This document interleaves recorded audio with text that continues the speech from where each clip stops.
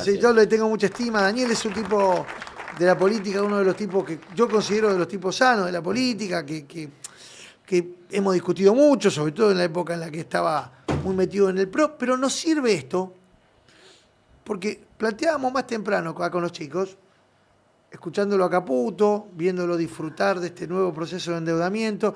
Vos formaste parte de un gobierno donde Caputo fue ministro de Economía, fue presidente del Banco Central y también colaboró con ese endeudamiento. En retrospectiva, mirando la película, ahora se puede mirar para atrás. Yo no voy a hacerlos cargo a ninguno de errores o de opiniones del pasado. Vamos a hablar del presente. Pero cuando mirás para atrás, decís, no estamos repitiendo la historia. Sí, sin lugar a dudas. Te dirá repitiéndola y agravándola, me parece, ¿no? Pero sí, sin lugar a dudas, a ver, lo bueno de haber tenido el gobierno anterior de Macri, ese proceso donde Caputo fue ministro, y como bien vos decías, es que vimos que eso no sirvió para nada. No es que, digamos, después de que Macri tomó el crédito del FMI, que en su momento me acuerdo que se decía que era un crédito que se lo daba a mucho menos tasa que otros créditos, y que esto iba a resolver luego el proceso y que la Argentina con esos fondos iba a mejorar, la situación iba a mejorar lo social. Bueno, después de pasaron 6 años, 7 años, eso no mejoró nada. Lo único que tenemos es que debemos más plata. Entonces está claro de que este proceso nuevo de endeudamiento tampoco va a mejorar nada. Y en realidad los dos responden al mismo proceso con diferentes... No voy a volar los planes económicos, pero en definitiva este es un gobierno, el actual, esta guita sirve para que los grandes ganadores de este proceso económico, que son los socios y amigos de Toto Caputo y de Milei, de la timba financiera, que se la están llevando en palas, sobre todo con el carry trade, se la siguen llevando, ¿no? Este es el objetivo de recibir esta guita. Reciben esta guita para poder lograr mantener el dólar dentro de la banda, que es lo que les asegura a los que vienen con el carry trade, aprovechándose de las altísimas tasas de interés que tiene este gobierno, a llevársela sin dejar un mango en la Argentina, y por supuesto que no va a resolver, eso no va a mejorar nada la vida día a día de todos los argentinos, ¿no? Y me pregunto esto con todo respeto para una soberanía popular que todavía no ha tenido oportunidad de ser testeada a estos niveles, porque solamente tenemos el registro de las provincias que votaron y para cargos provinciales. ¿Vos crees que esto debería tener alguna expresión en las urnas el 26? Esto me refiero al rechazo o la aceptación. Claro. Porque a mí no me gusta rogarme porque el pueblo, no. La mayoría, cuando son mayorías, avalan este proceso. Y esta es una oportunidad importante para que el pueblo se expida el 26 de octubre. Mira, primero decirte que la gente, venimos de una última elección muy cercana, ¿no? El 7 de septiembre. Sí. Y te diría que antes de todo lo que pasó después, que fue suba de río cada país, el dólar que aumentó, ya la gente votó en rechazo, digamos, mayoritariamente al gobierno porque estaba pasándola mal. No le alcanza la guita, realmente la gente vive mal, sigue habiendo mucha inflación y a pesar de eso el gobierno tiene topeadas las paritarias en un 1%, con lo cual todo aumenta menos los sueldos, abre las importaciones, hoy siguió abriendo con nuevas medidas que acaba de tomar Sturzenegger y por lo tanto destruye el empleo, destruye la industria local. Todo eso se vio como correlato la elección del 7 donde perdió por 14 puntos en la provincia de Buenos Aires. Todo eso ahora si se logra, con esta guita calmar los mercados, no va a cambiar nada de la situación anterior que vivieron antes del 7. Lo único que tendrás es que el dólar quizá baje un poco como está bajando, te baje un poco el riesgo país, pero en definitiva las condiciones que dieron a la derrota del gobierno del 7 se mantienen y yo creo que se van a mantener. Ahora, lo que hay que tener cuidado es en cuanto a no comprar lo del realismo mágico, por decirlo de alguna manera, ¿no? De decir, ahora que Estados Unidos nos apoya, esto va a cambiar. Porque la realidad, primero hay que decirle a la gente, miren, a ver, hay que leer un poco de historia para entender que Estados Unidos no es un país benefactor, no es un país que esta guita la da porque es bueno. La da porque, por supuesto, va a poner condiciones para que beneficien a su propio país y a sus propios intereses. Esto así funcionó Estados Unidos toda su vida y no va a cambiar porque esté Milei como presidente de ninguna manera. Por lo tanto, todos estos fondos que van a entrar con condiciones que de ninguna manera van a ser para beneficiar a la gente. Será o inversiones o estrategia o las discusiones que vengan en el futuro en la Argentina, dentro de 20 años quizá, el Tratado Antártico que se va a discutir en el 48. Bueno, un montón de cosas que la Argentina, por supuesto, porque es un país importante y porque tiene una ubicación estratégica, son de interés de Estados Unidos. Por lo tanto, no hay mucho para celebrar, no hay mucho para festejar. Lo único que uno puede decir es que este plan económico fracasó y como fracasó tienen que ir a buscar guita desesperadamente a cualquier lado para poder seguir sosteniendo lo poco que les queda, que es justamente, insisto, la timba financiera del carry trade. Pero que no creamos que porque Estados Unidos nos ayuda, la gente va a vivir mejor. Eso no va a pasar, porque además lo demuestra la historia no solamente de la Argentina, sino de toda Latinoamérica, ¿no? Daniel, ¿cómo te va? Mauricio Macri te habla. Hola, Dani. Hola, Mauricio. No, Hace un montón que no te veía. Hace mucho que no nos vemos. La verdad que al Peluca y a vos los veo muy poco últimamente. Sí, te quería consultar una cosa bien breve, ¿no? Te podrás imaginar con el gobierno que tenemos ahora, ¿no? De Ciro, ¿no? Soy Eisenhower, yo. De Ciro, ¿no? Con el Peluca. Escuchame, hablé con Donald para que le libere unos mangos ahí al Peluca. Te dio bola. Medio, es mi amigo. Está. El Peluca estaba medio necesitado, pero de Ciro, ¿no? Porque el tema de las formas, ¿no? Los modales, los contactos, pero cambiamos a Venezuela por Estados Unidos, ¿no ves? Ahí también un progreso. Nosotros... No, pero es interesante más allá del enfoque. Representa alguna idea eso, ¿eh? Sí. Bueno. Pero voy al hecho de la figura, del personaje, de Mauricio Macri, que ayer reapareció para una reunión del PRO, PRO de que tomaste distancia y ya me vas a explicar por qué, y se encalama nuevamente en ese lugar de querer arrimar posiciones entre sectores que parecen ser irreconciliables. O sea, la esencia del PRO desapareció. Sí, el PRO de alguna manera se entregó a la Libertad Avanza, claramente, y ahí el responsable es Mauricio, que lo tenemos acá. Bueno, me hago cargo de haber creado el PRO y de haberlo hecho mierda. Claro, exactamente. Las dos cosas. Es que vos sabés que yo creo que es psicológico un poco, Mauricio. Vos sabés que vos cuando hace muchos años me contabas que vos te habías dedicado a la política porque tu papá no te dejaba, cuando querías sacar la cabeza, hacer alguna cosa, te la cortaba. Exacto. Y vos ahora repitiendo eso, cuando te alejaste un poco, dejaste de ser presidente, te dedicaste de alguna manera a ir serruchando el PRO hasta ahora lo terminaste de liquidar, Por digamos. fin ¿no? coincidimos con algo. Toda la culpa es del Garque, hijo de puta, mi viejo. No. Es tremendo. Pero más allá del análisis psicológico, está claro que el PRO, yo jamás se me hubiera ocurrido votar al PRO, pero está claro que era una opción republicana, democrática, como alternativa al peronismo, Sí, claro. que llegó a gobernar no solamente la ciudad de Buenos Aires, que sigue gobernándola, sino también el país.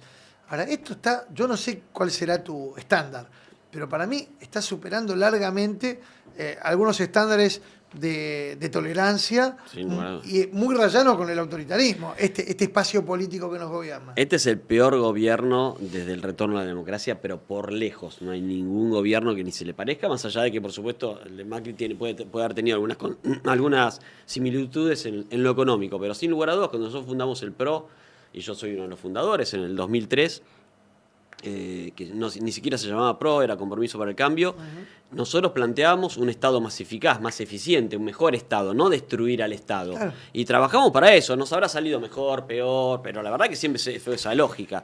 Siempre defendimos la libertad de expresión. Este es un gobierno que dice que hay que llamar a odiar a los periodistas. Por lo tanto, cuando yo veo que este gobierno ataca la libertad de expresión y muchos de mis ex compañeros de ruta, por decirlo de alguna manera, se callan la boca, eso demuestra, primero me da pena, pero por otro lado demuestra que en definitiva no estaban comprometidos con el valor de la libertad de expresión, sino que en realidad era un posicionamiento político que yo siempre digo, defender la libertad de expresión cuando gobierna el peronismo. Ahora, cuando gobierna otro, si tenés que atacarla, la atacás. ¿Te sorprende? Así no funcionan los valores. ¿Te sorprende? En algunos casos sí, en otros no. ¿Cuál te sorprende?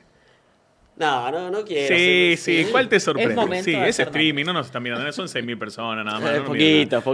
Es íntimo, este es un íntimo. No, a ver, por ejemplo, sí, me sorprende el caso de gente, de dirigentes que venían del peronismo, por ejemplo, ¿no? Como Diego Santilli, por ejemplo. ¿Te sorprende Santilli? Sí, me sorprende porque en definitiva también con ellos hablamos cuando recién se arrancaba el PRO, ellos defendían la movilidad social ascendente como un valor, y que yo la sigo defendiendo, y claramente este gobierno está lejísimo de ese concepto.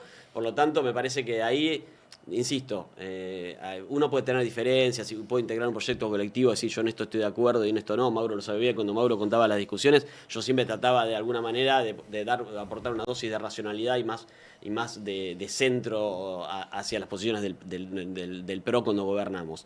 Pero bueno, siempre dentro de un contexto. Ahora, cuando vos apoyás un gobierno que hace todo lo contrario a los valores de la comunidad social ascendente, que ataca la libertad de expresión, que es violento, que tiene actitudes casi dictatoriales, bueno, realmente a partir de ahí las diferencias son muy grandes. O que tiene, como yo dije, mira, yo me empecé a alejar del PRO cuando el PRO decide apoyar a Milei después de la primera vuelta del 2023, y dije claramente por qué. Porque yo dije, no voy a apoyar nunca a un candidato que tenga el mismo discurso que Macera. Y Milei en el debate tuvo el mismo discurso que Macera para justificar de alguna manera los crímenes cometidos por la última dictadura cívico-militar. A partir de ahí, listo, ese fue mi límite y me empecé a alejar hasta llegar a hoy, donde por supuesto ya no estoy más en el PRO, ¿no? Corregime, te fuiste vos, se fue Larreta, que quedó afuera.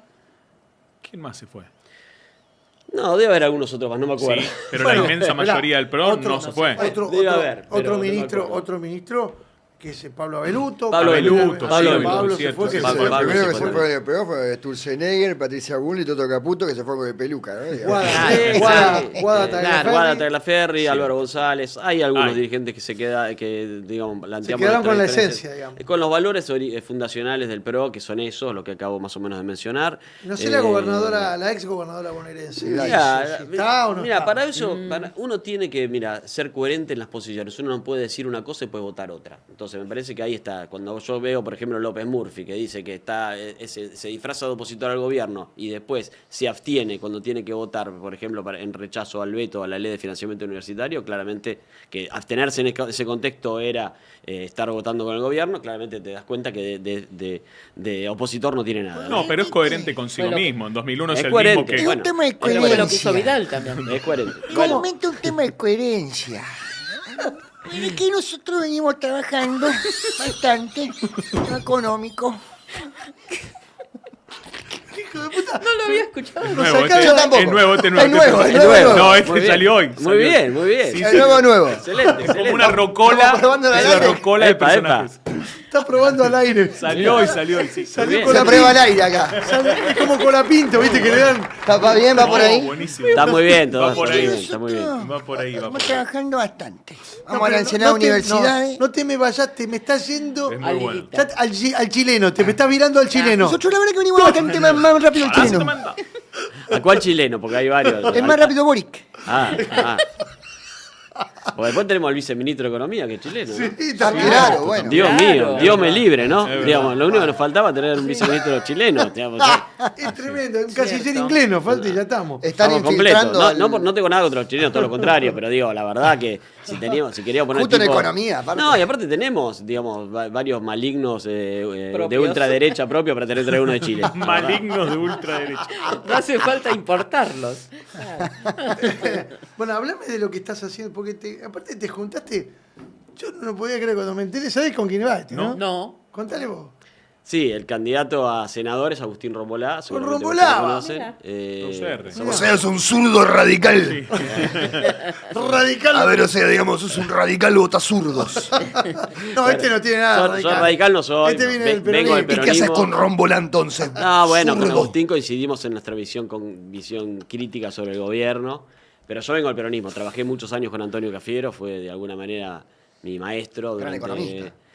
Sí, además un gran político, de los políticos de la vieja época, un hombre que además siempre estaba buscando aprender cosas nuevas, me pedía siempre, tráeme libros, yo me acuerdo, Eso, era pero impresionante. espera, ahora volvemos sobre eso. Sí. Contame algo de Antonio, porque Antonio es un personaje tan importante en la historia argentina, Sí. y no digo olvidado, porque es un tipo que sigue teniendo una vigencia, Sí, claro.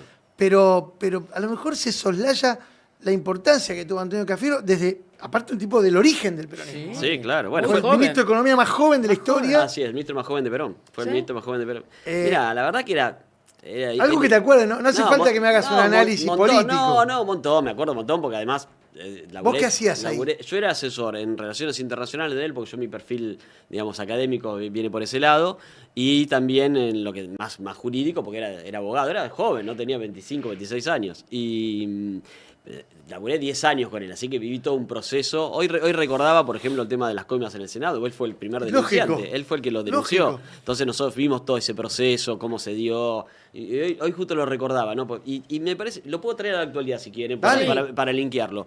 Porque ustedes recuerdan que las coimas en el Senado fue para votar la ley de flexibilización laboral Exacto. de Flamarique y de la Rúa, ¿no? La Banelco, la famosa ley Banelco. Estos delincuentes pusieron un montón de guita para votar una ley que en realidad le quitaba derechos a los trabajadores, pero que además de todo el costo que le implicó a la Argentina después, renunció al vicepresidente, el gobierno cayó, todo lo que vimos, pero además que después demostró que no iba a servir para nada, porque esta es la clave. Nos meten que quitar derechos a los trabajadores va a generar más empleo, y claramente está demostrado en esa vieja ley, donde además recordemos que terminó la crisis del 2001, y ahora con la ley base, que también se votó y le quitó derechos a los trabajadores, que el empleo en Argentina no va a crecer porque le saque derechos a los trabajadores. El empleo va a crecer en la Argentina si tenés una política industrial, cuidás tu mercado interno, cuidás a tu industria, hablás de producción, cosas que son palabras que no existen para este gobierno. Pero volviendo a Cafiero, yo lo asesoraba en relaciones internacionales y por lo tanto viajaba mucho con él. Entonces ahí eran momentos donde él me contaba sus procesos, su relación con Evita, que no se llevaba tan bien, que Evita era muy brava, Brava, Evita claro. era bravísima.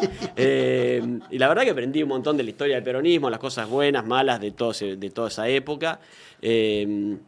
Pero hay algo que rescato, que Cafiero tuvo una visión. Mira, en ese momento, en los 90, el peronismo estaba en un proceso, por supuesto, el menemismo, más de políticas más liberales, y él escribió un libro que se llama El peronismo que viene, donde él planteaba que el peronismo que viene tenía que ir más o menos por un proceso que creo que en un primer momento, de alguna manera, más allá que tenía diferencias con Kirchner, el primer gobierno de Kirchner lo llevó para ese lado. Digamos. Me parece que Kirchner de alguna manera debe haber leído El peronismo que viene, y hoy es un libro que es muy interesante leerlo. Por supuesto ya es un poco antiguo, tiene 20 años, pero que de alguna manera marca el camino del peronismo, que tenía que ser un gobierno no neoliberal y cuidar el mercado interno, cuidar la industria, ser amplio. Cafiero siempre planteaba que tenía que ser amplio, por eso él tuvo tan buen vínculo con Alfonsín, y defender las instituciones, ¿no? Claramente, y nuestra democracia. Yo pensé que se iba a poner un poco más divertido, pero se fue para... Está bien, está en campaña. No, después pero no, después te agrego. alguna fiesta, Después- una fiesta de habla del Antonio. peronismo La fiesta de y se cumpleaños. emociona. Igual le voy a Habla del contar, peronismo y se una emociona. anécdota. ¿Es cierto que Perón era de Boca? Sí, ¿no? Sí. Cafiero dice que sí. No, Cafiero no, dice yo que le sí. creo a Cafiero. No. Decía que sí. Yo le creo a Cafiero Cafiero. No, Cafiero decía que sí. Pero le voy a contar solamente una anécdota muy chiquitita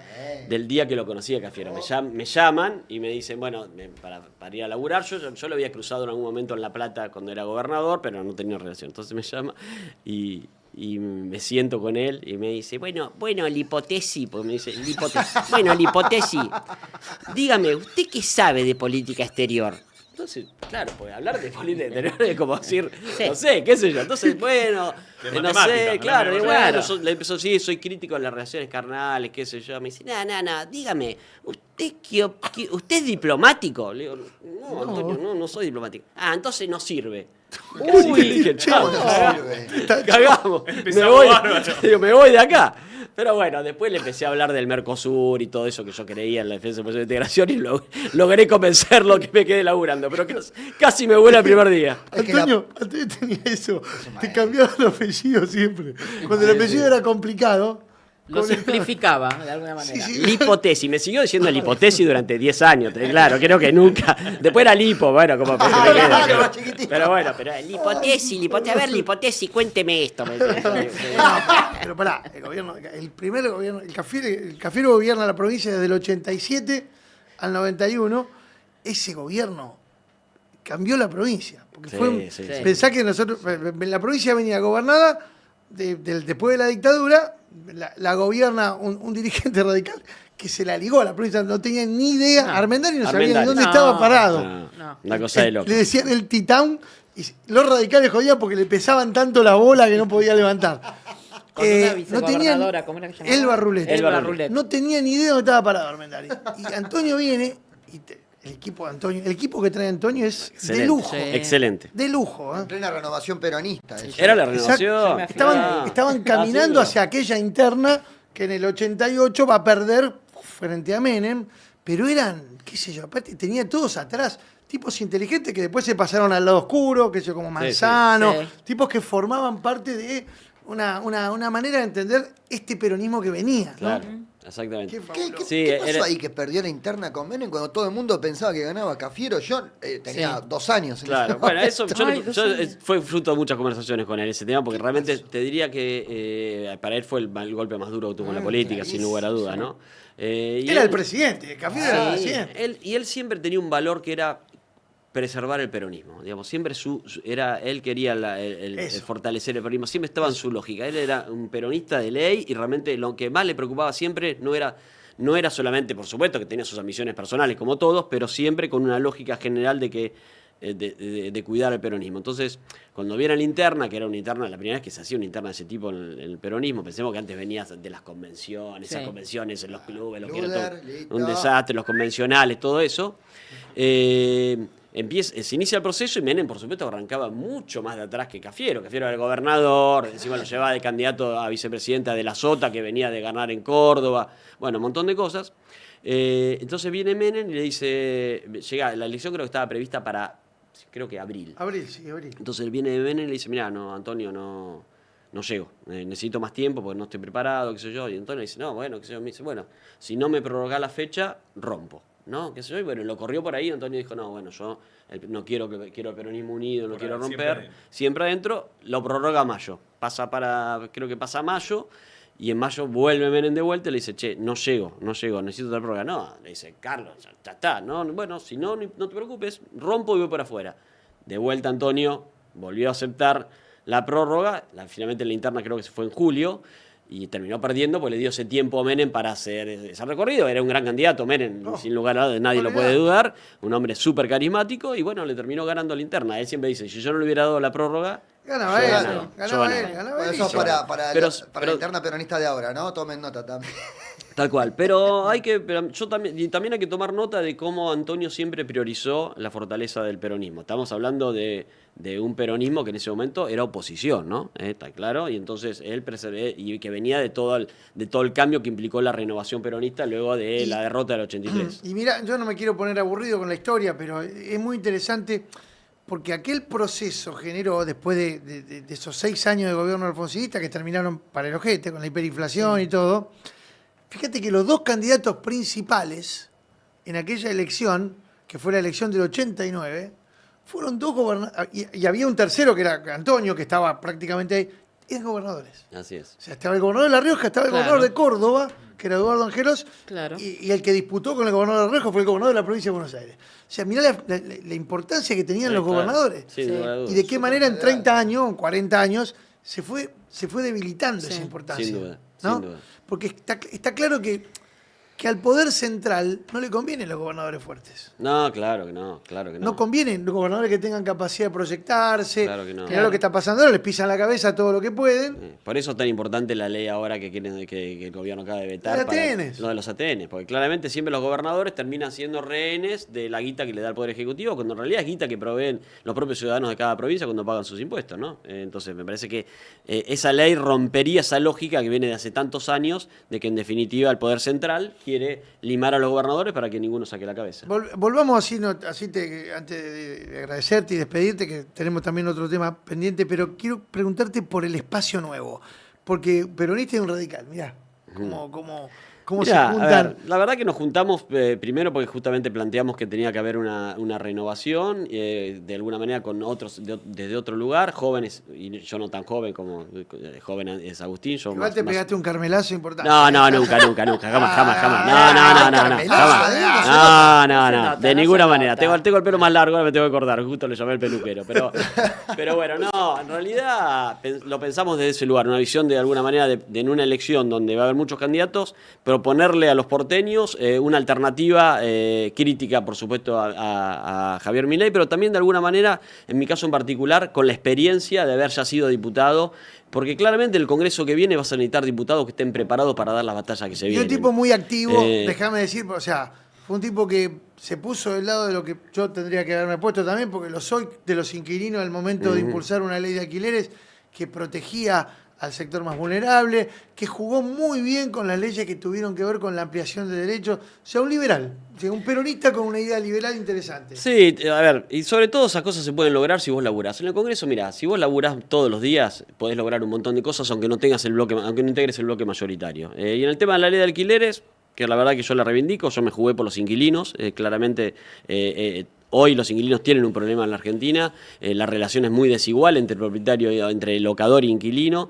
y yo siempre voy a estar en defensa de los inquilinos. Lo hice con la ley, construimos una mayoría y logramos una ley, lamentablemente mi ley la derogó por DNU, pero no solamente la derogó, sino que incluyó regulaciones en el DNU 70 para beneficiar al locador. Mi ley siempre va a estar del lado del locador, yo siempre voy a estar del lado del inquilino, voy a volver a plantear en el Congreso una ley de alquileres 2.0 para devolverle muchas de las cosas que teníamos en esa ley que los inquilinos la perdieron, como por ejemplo tener solamente un mes de depósito cuando ingresás a la vivienda, solamente un mes por adelantado, que las expensas extraordinarias las debe pagar el locador y no el inquilino.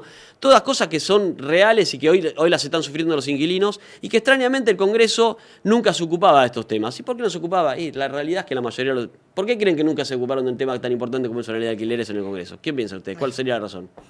Cuando hay 257 diputados, que nadie piensa en eso. Ninguno alquila. Claro, son todos locadores, son todos locadores. Entonces, en definitiva, nadie se quiso meter en el tema. Yo me metí, por supuesto, porque creo, uno hace política para beneficiar a las mayorías, a los que más lo necesitan. La verdad, entre locador e inquilino, el que más lo necesita es el inquilino. Aparte, pues, son 34, en la ciudad de Buenos Aires, 34% de las personas que viven en la ciudad son inquilinos. Entonces, me parece que había que trabajar para eso, lo laburé y lo voy a volver a laburar si soy diputado a partir del 10 de diciembre. Está mi compromiso con ese tema. Bueno, y el Agus, que es un chico, yo la verdad que le tengo muchísimo aprecio, es un pibe divino, Agustín Rombolá, a él me refiero, que estuvo al frente de la Juventud Radical. Así es. Es un chico con mucha proyección, es compañero nuestro en C5N también, como panelista de Duro de Domar. Me da la impresión que son opciones electorales. Cuando hablamos, siempre yo trato de hacer espacio acá, y en todos los programas en donde trabajo, No sé, muchas gracias. a las personas que integran fuerzas políticas que tal vez no tienen el aparato detrás. No, claro, no. Y que no tienen posibilidad de expresar las ideas que tienen para llevar Exactamente. adelante. Sí, no es tan sencillo y yo estoy muy agradecido realmente que de todas las oportunidades que me has dado, Mauro, para poder contar un poco nuestros proyectos, porque sí, claramente los espacios más pequeños siempre tienen más dificultades de poder acceder a los grandes medios de comunicación. Pero me parece que esta elección es una elección legislativa, no es una elección ejecutiva donde la gente siempre opta por uno contra otro, porque se define quién va a ser presidente.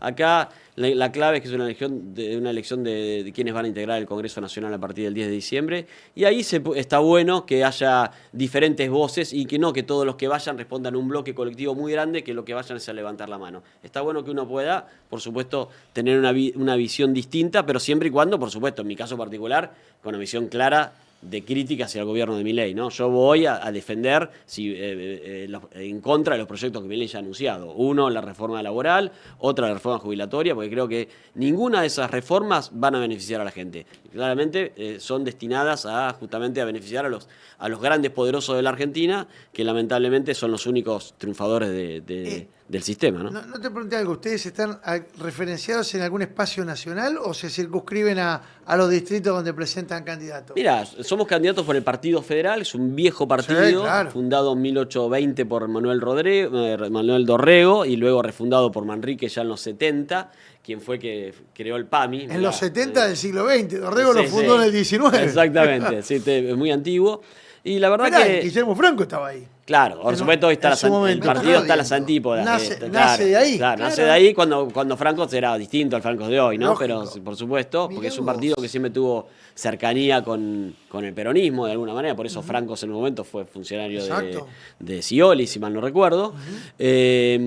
Y la verdad que lo que yo le estoy muy agradecido al partido, primero pues nos dio la oportunidad de ser candidatos. En la Argentina es una democracia de partidos. Vos no podés ser candidato si no tenés un partido político. El Partido Federal nos lo dio y nosotros, por supuesto, antes de aceptar esa opción, analizamos dos cosas. Uno, su posicionamiento sobre el gobierno. Claramente uno no podía ser candidato a un partido que no tuviera una visión crítica sobre el gobierno. Claro. Y por el otro lado, coincidimos en que la Argentina tiene que ser una Argentina federal, ¿no? Hablamos de los gobernadores, sin lugar a dudas el Partido Federal, su lógica de nacimiento es esa y todavía la construcción de un federalismo en serio en Argentina le falta mucho, así que desde ahí estamos muy contentos con el Partido Federal, más allá de que está circunscripto a la ciudad de Buenos Aires por nuestras candidaturas, por esa lógica.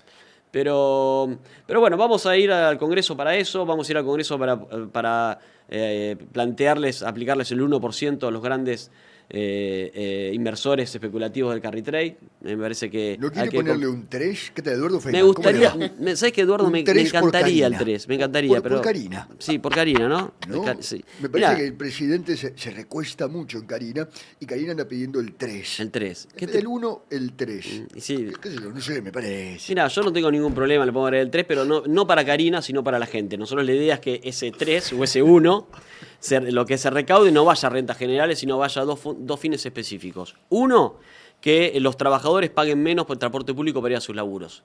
Menos o nada, de acuerdo a lo que vos recaudes. Hoy se puede recaudar un montón de guita, se la están llevando en pala con el carry trade. Pero ¿se Y puede esa cuenta? ¿Da? Sí, da, claramente que sí. Y después, la otra parte, darla aplicarla a bajar las cargas sociales de las pymes. Las pymes son las grandes dadoras de empleo en la Argentina. La mayoría, el 60% o más de los trabajadores de Argentina dependen en sus empleos de una pyme. Y por lo tanto, hoy esas pymes no pueden contratar más gente por una cuestión lógica. No venden porque no hay un mango. Y por otro lado, porque el impuesto que pagan al trabajo es muy alto. Entonces, la idea es bajar esos impuestos aplicándolos de lo que se recauda del impuesto al carry trade. Es decir, pedirle a los que se la están llevando en palas que dejen un poquito para los argentinos. Porque los grandes inversores especulativos de la activa financiera no es que la guita la dejan acá, se la llevan. Bueno, nosotros queremos que de esa guita que se llevan, una pequeña parte se la dejen a los argentinos y aplicarla a dos temas específicos. Transporte público y pymes para que haya más laburo. Recordemos que desde noviembre de 2023 hasta hoy se han perdido casi 500.000 puestos de trabajo en la Argentina y por lo tanto hay mucha gente hoy que no tiene laburo, hay 500.000 de familias argentinas con gente sin trabajo y hay que pensar en ellos y para eso vamos a aplicarlo. Dani, querido, un gusto tenerte acá. Un placer, Mauro, gracias a usted.